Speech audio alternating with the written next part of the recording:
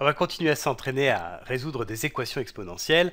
Alors je te propose ces deux équations-là et j'aimerais bien que tu mettes la vidéo sur pause et que tu commences déjà par faire celle-ci, la première en jaune. Alors, la première chose qu'il faut remarquer, c'est que ici on a deux nombres qui ne sont pas les mêmes. 32 élevé à la puissance x sur 3, et à droite du signe égal, on a 8 élevé à la puissance x moins 12. Donc pour résoudre cette équation, ce qu'il faudrait réussir à faire, c'est à réécrire cette équation-là, mais en faisant intervenir la même base, c'est-à-dire un nombre élevé à une certaine puissance égal à ce même nombre élevé à une autre puissance. Alors, la première chose qu'on peut dire ici, c'est que 32 n'est pas une puissance de 8. Donc, on ne va pas pouvoir écrire ce membre de gauche comme 8 élevé à la puissance quelque chose. Par contre, ce qu'on peut dire, c'est que 32, c'est une puissance de 2, et 8, c'est aussi une puissance de 2. En fait, tu peux vérifier que 32, c'est 2 élevé à la puissance 5. Et puis 8, c'est 2 élevé à la puissance 3. Alors, sachant ça, on va réécrire l'équation, mais en remplaçant 32 par 2 puissance 5 et 8 par 2 puissance 3. Donc ça va me donner 2 élevé à la puissance 5, le tout élevé à la puissance x sur 3, et ça doit être égal à 8 élevé à la puissance x moins 12, mais c'est-à-dire en fait 2 puissance 3 élevé à la puissance x moins 12. Là, j'ai tout simplement écrit 32 comme 2 puissance 5 et 8 comme 2 puissance 3, donc en fait, j'ai rien changé.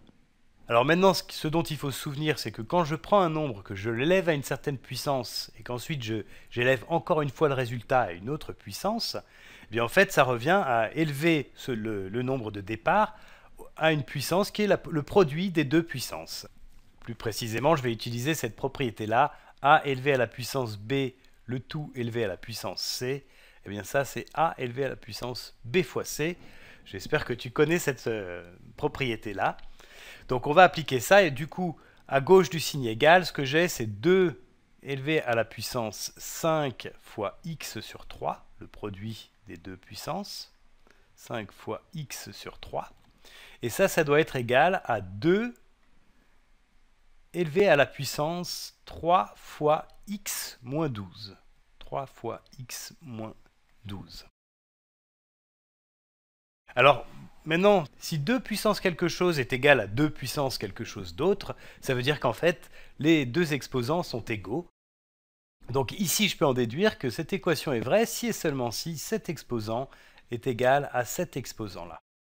Donc j'obtiens une équation de degré 1 qui va être facile à résoudre et qui est celle-ci, 5x sur 3 égale à 3 fois x moins 12. Alors pour la résoudre, je vais multiplier des deux côtés par 3. Donc ici, je vais avoir 3 fois 5x divisé par 3. Les 3 vont se simplifier. Et puis, il faut que je multiplie par 3 aussi, comme ça. Alors du coup, je vais avoir à gauche du signe égal 5x, c'est ce qui me reste. Et ça va être égal à 3 fois 3, ça fait 9. Donc je vais écrire comme ça, 9x moins 12. Et en fait, je vais même développer cette expression. Donc ça va me donner 9 fois x fois 9 moins 12. Donc finalement, je vais écrire 5x égale à 9x moins 12 fois 9. 10 fois 9, ça fait 90. Plus 2 fois 9, ça fait 108. 108. Alors maintenant, je vais soustraire 5x des deux côtés. Comme ça, je vais avoir tous les x ici. Donc ça me donne 5x moins 5x, ça fait 0, égale à 9x moins 5x, c'est-à-dire 4x moins 108. Et du coup, je peux en déduire que 4x est égal à 108.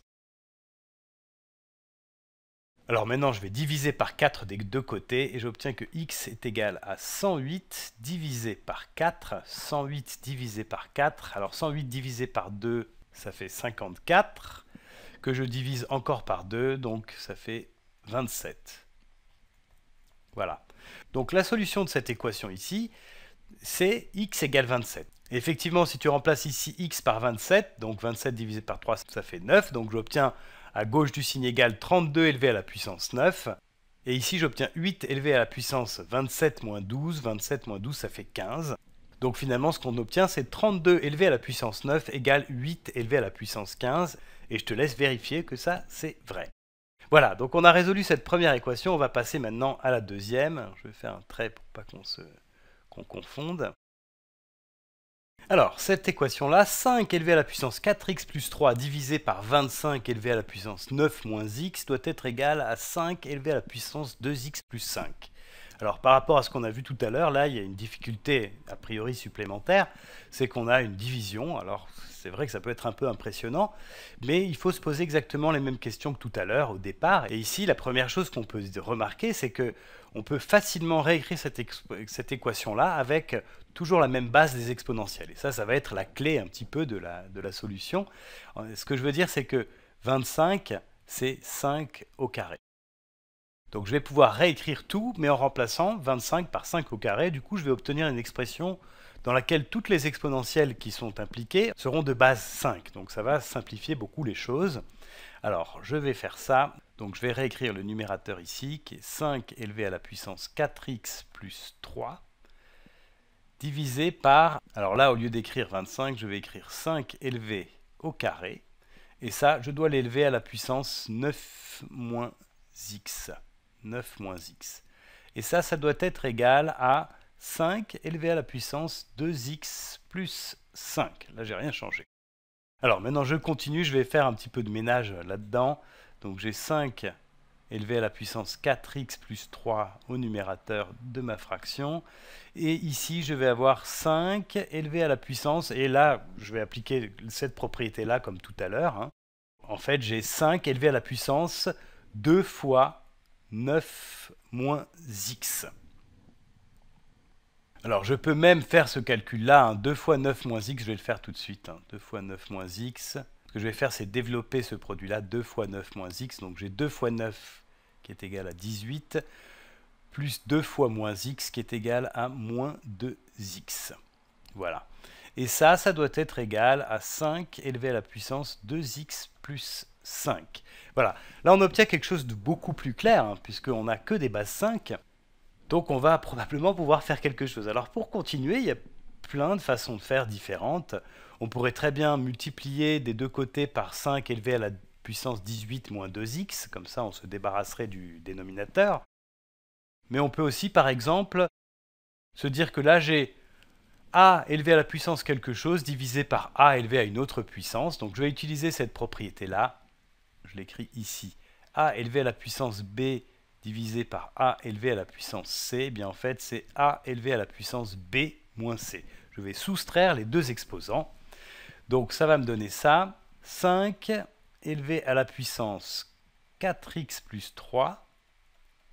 4x plus 3 moins le deuxième exposant en bas au numérateur, moins donc 18 moins 2x.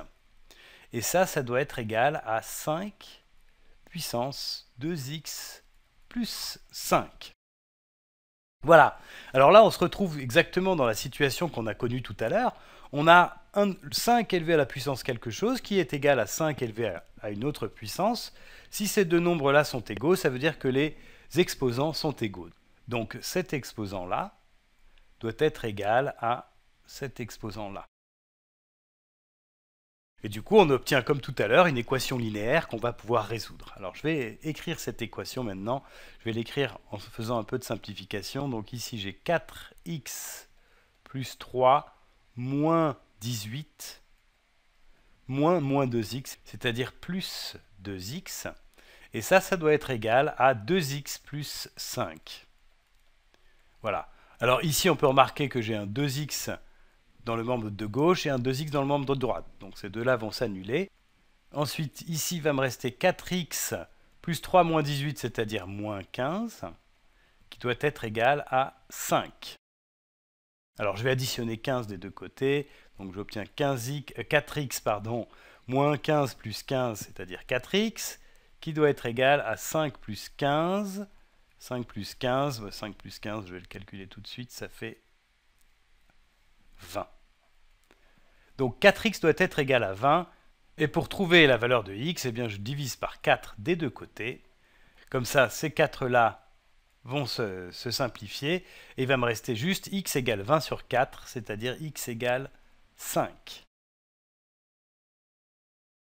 Et donc si on n'a pas fait d'erreur de calcul, cette valeur-là, x égale 5, c'est la seule valeur qui vérifie cette équation-là.